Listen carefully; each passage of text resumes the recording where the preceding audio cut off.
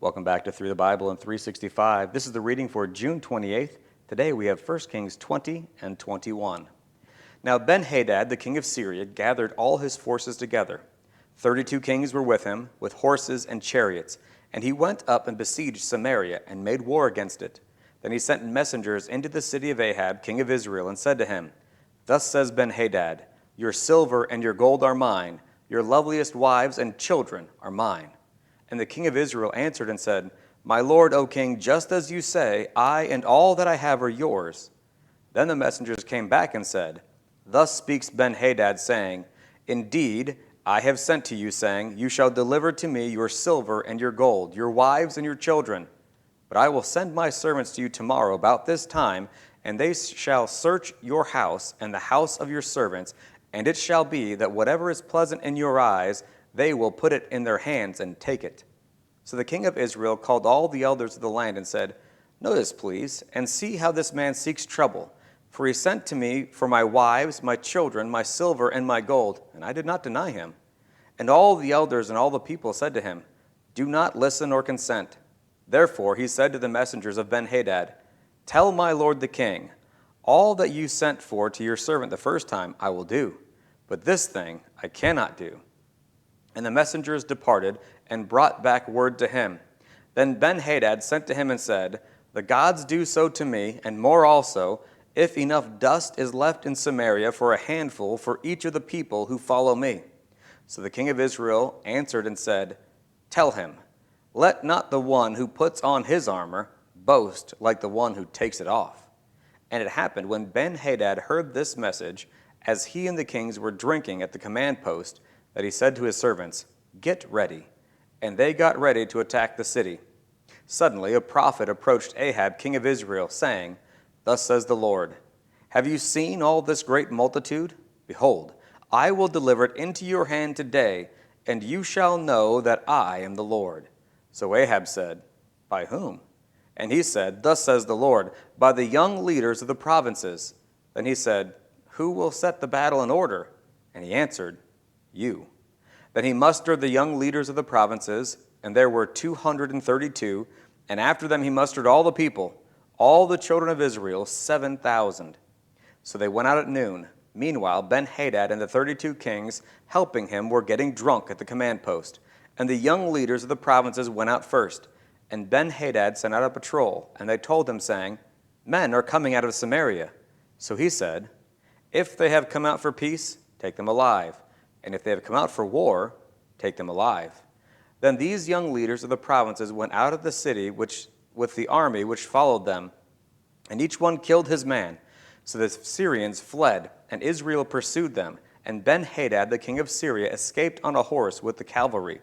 Then the king of Israel went out and attacked the horses and chariots, and killed the Syrians with a great slaughter.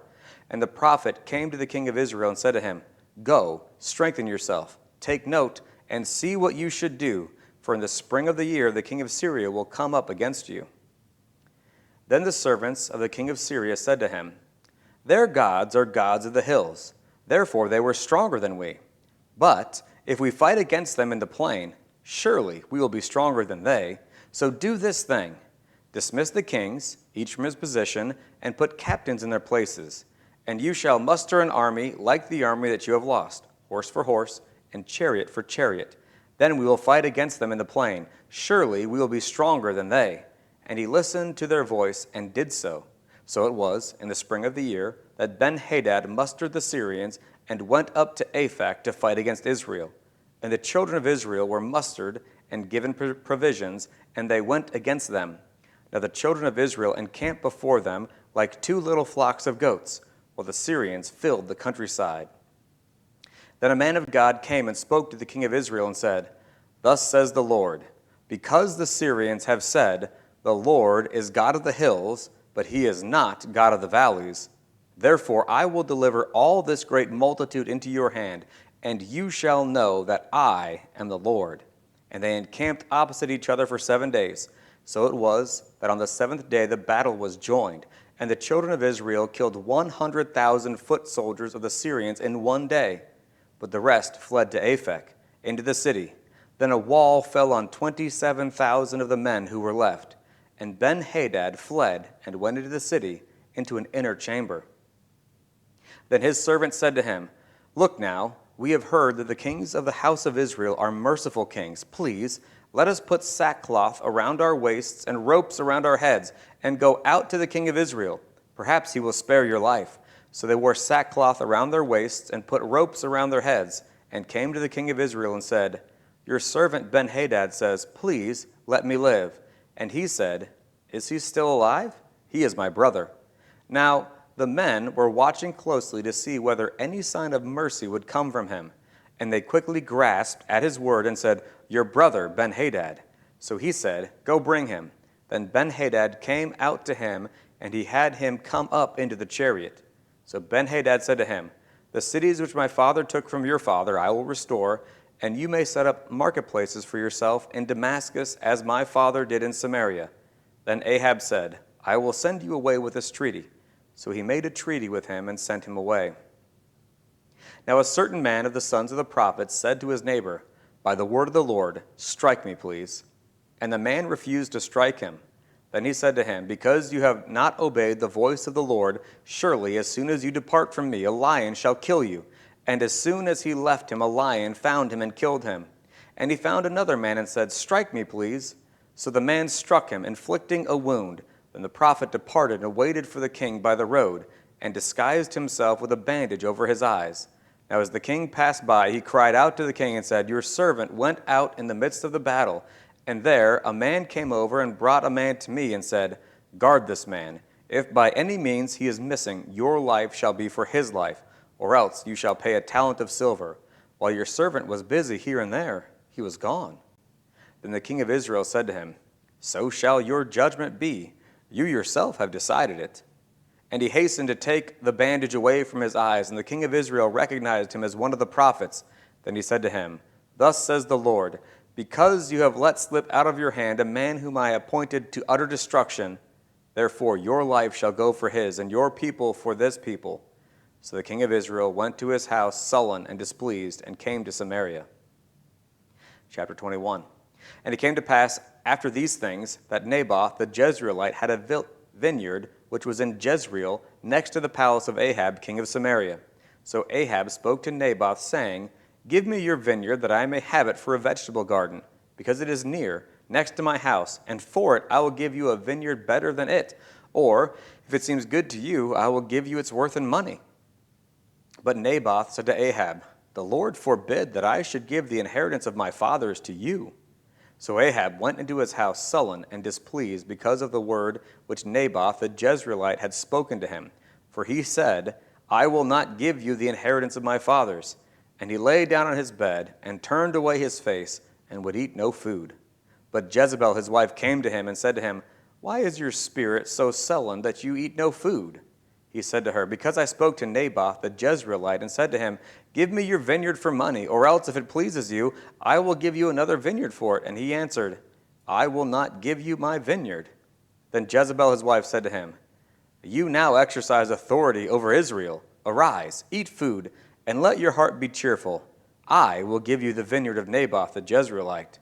And she wrote letters in Ahab's name, sealed them with his seal, and sent the letters to the elders and nobles who were dwelling in the city with Naboth. She wrote in the letters, saying, Proclaim a fast, and seat Naboth with high honor among the people, and seat 2 men scoundrels before him to bear witness against him, saying, You have blasphemed God and the king. Then take him out and stone him, that he may die. So the men of the city, the elders and nobles who were inhabitants of his city, did as Jezebel had sent to them, as it was written in the letters which she had sent to them. They proclaimed a fast, and seated Naboth with high honor among the people. And 2 men, scoundrels, came in and sat before him. And the scoundrels witnessed against him, against Naboth, in the presence of the people, saying, Naboth has blasphemed God the king. Then they took him outside the city and stoned him with stones so that he died. Then they sent to Jezebel, saying, Naboth has been stoned and is dead. And it came to pass, when Jezebel heard that Naboth had been stoned and was dead, that Jezebel said to Ahab, Arise, take possession of the vineyard of Naboth the Jezreelite, which he had refused to give you for money, for Naboth is not alive, but dead. So it was, when Ahab heard that Naboth was dead, that Ahab got up and went down to take possession of the vineyard of Naboth the Jezreelite. Then the word of the Lord came to Elijah the Tishbite, saying, Arise, go down to meet Ahab, king of Israel, who lives in Samaria. There he is in the vineyard of Naboth, where he has gone down to take possession of it. You shall speak to him, saying, Thus says the Lord, Have you murdered and also taken possession? And you shall speak to him, saying, Thus says the Lord, In the place where dogs licked the blood of Naboth, dogs shall lick your blood, even yours. So Ahab said to Elijah, Have you found me, O my enemy? And he answered, I have found you, because you have sold yourself to do evil in the sight of the Lord. Behold, I will bring calamity on you. I will take away your posterity, and will cut off from Ahab every male in Israel, both bond and free. I will make your house like the house of Jeroboam, the son of Nebat, and like the house of Baasha, the son of Ahijah, because of the provocation with which you have provoked me to anger and made Israel sin.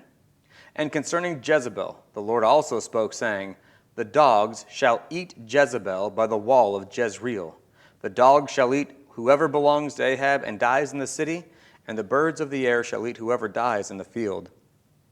But there was no one like Ahab, who sold himself to do wickedness in the sight of the Lord, because Jezebel his wife stirred him up, and he behaved very abominably in following idols, according to all that the Amorites had done, whom the Lord had cast out before the children of Israel.